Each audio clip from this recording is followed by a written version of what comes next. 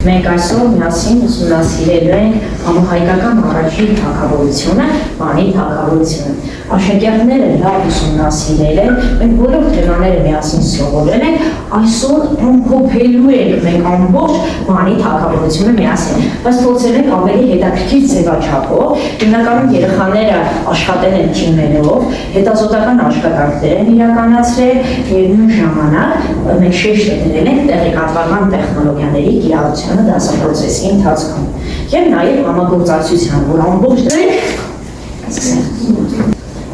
Ինչպես նշեց ընկեր Հայրենյանը, այսօր մենք ուսումնասիրելու ենք Վանի թագավորությունը։ Նկարում կարող ենք տեսնել Ուրարտուն։ Նաև կարող ենք նկատել, որ Ուրարտուն շատ փոփոխական է, նրա տարածքները անընդհատ փոփոխվում են եւ կարող ենք տեսնել թվեր։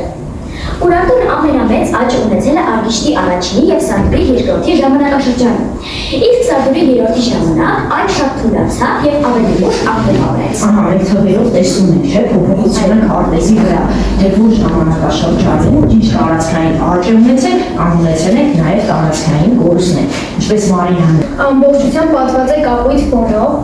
Մեջտեղում տեսնում ենք 16 ճառագայթ ունեցող արևը, իսկ երկու կողմերում պատկերված աղյուսները, որոնք խորհրդանշում են ուժ եւ հավատ։ Այո։ 9-րդ դարի կեսերին հայկական լեռնաշխարհում պատմական ասպարեզ իջավ հին արևելքի հզոր պետություններից մեկը, որը ասորեստանյան արձանագրություններից հայտնի է Ուրարտու անունով։ Ուրարտացիք իրենց երկիրն անվանում են Բիայնի, իսկ աստվածաշրջում այն հայտնի է Արարատյան թագավորություն։ Ուրարտում հին արևելյան տիպի բարձր միապետություն է պետական կուր կառուցվածքով, գրչությամբ, ուրուցիսակրոնական համակարգով, ծաղկու քաղաքներով, արհեստներով ու արվեստով։ Թագավորության հիմնադիր արքայի հիշատակում Արամն են, ով կառավարել է մեր թվարկությունից առաջ 859-843 թվականներին։ Նրա մասին մենք տեղեկություններ ենք իմանում Ասորեստանի Սալմանասար Գ արքայի արձանագրությունների։ Սալմանասար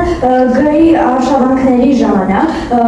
Սալմանասար Գ-ն գրավել է Արզազդու և Սուգունյա քաղաքներից, որի գրավման տեսարանները նա քանդակել է տվել իր Բաղավաթի պալատի բրոնզե դռների վրա, որոնք այժմ պահվում են բրիտանական թանգարանում։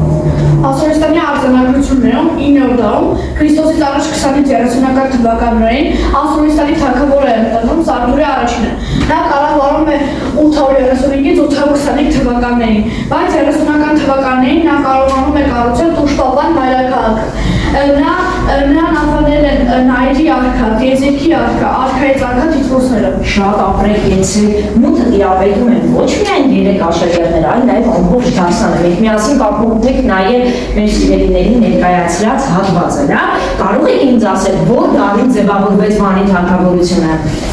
9-րդ դարը։ Կեցես Վանի թագավորությունը ինչ անուններով էր հայտնի։ Բիայնի, Ուրարտու, Արարատյան թագավորություն եւ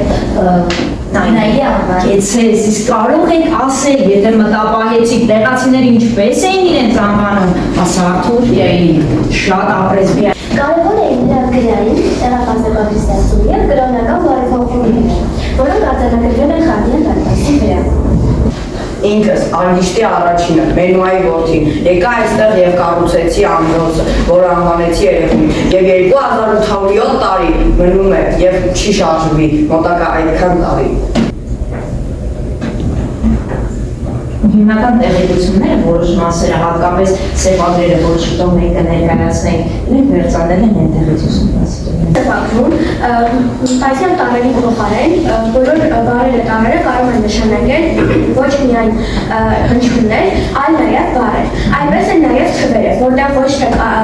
մեր սովորական թվերով է ներկայացում թվերը, այլ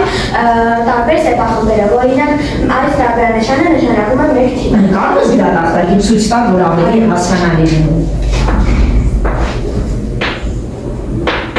Սա նշանակում է մեկ, եւ եթե ուշադիր լինենք, այստեղ լույսին ներկայացրել է, երկուսը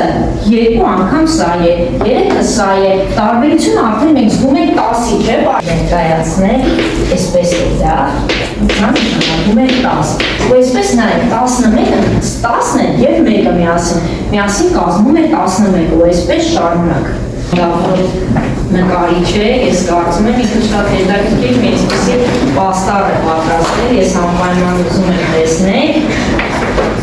թող ինքը ներկայացնի։ Սա Մենու արքան է, իսկ սա նրա կինն է Թարիրան, Այս նշանները միասին նշանակում են մենուա։ Այսինքն ինքը բառերով, այստեղ ուրարտերեն սեպագրերով գրել է մենուա։ Հաջորդը Եվն է, որը սա է, հաջորդը Թայիրան եւ վերջում ինչ է նշել։ Երջանկություն։ Հետաքրքիր գաղափար է առաջ կացել մենուա պլյուս։ Ով է խոսքերի հեղինակը։ Պարուշ Սևակը։ Գեցես, ով է երաժշտության հեղինակը։ Ահա,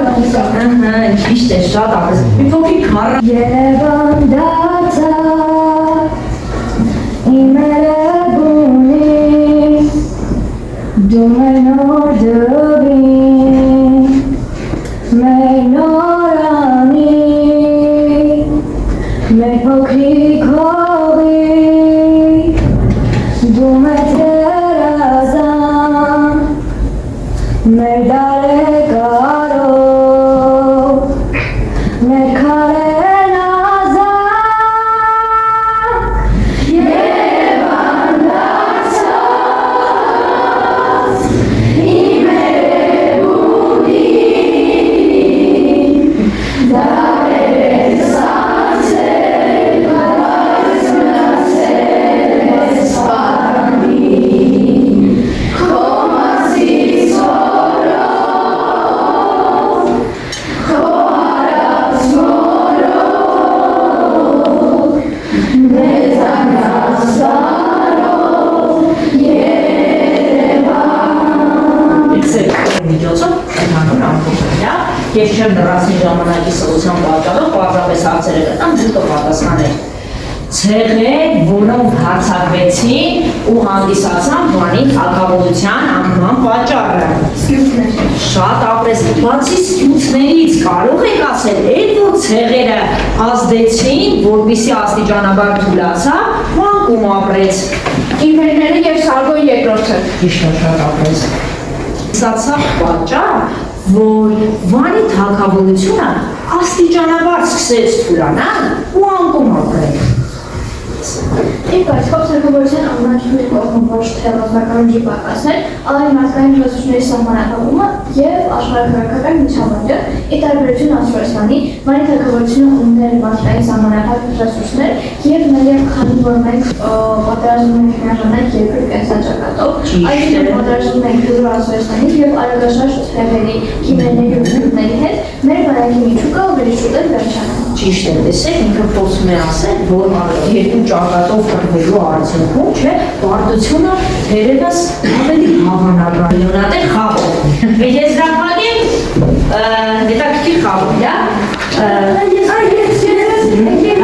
Մեր այ ջրած կաղու հաղթողը 20 կարելի կողմես։ Մեր այ ջրած կաղի կիլոմետր է։ Չէ, Ով է Վանի թագավորության գլխավոր աստվածը Լուսի։ Ճիշտ է, խաղն է։ Խաղը։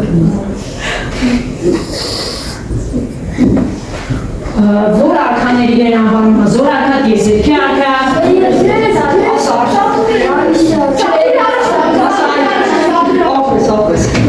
Գիտելիքով միլիոնատեր եք, կարելը ոչ մեկին չտվեց, բայց դու կբաժանեք, չէ, միասին մենք այստեղ մետաղադրամներ են պատրաստել, քաղցրավենիքի կոնկրետի տեսքով, կարծում եմ բոլորը դարժանի են, որովհետև ոչ մի աշակերտ անմասն չմնաց, նույնիսկ այն աշխատանքը, որ ներկայացնում են խմբերով, բոլորը տեղեկացված են, բոլոր անխտիր, ես շնորհակալ եմ, շատ լավ աշխատանքի համար, միասին աշխատել